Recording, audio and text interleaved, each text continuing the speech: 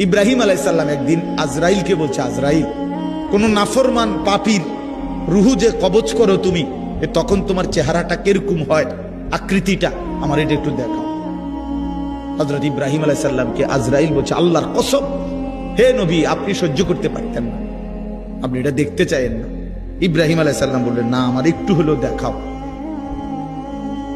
তো আজরাইল এই বিভৎস আকৃতি, মানে নাফরমানের জান কবজ করার সময় উনার যে চেহারার আকৃতি হয়, এই চেহারাটা ধরে ইব্রাহিম আলাইহিস সালামকে দেখাইলেন।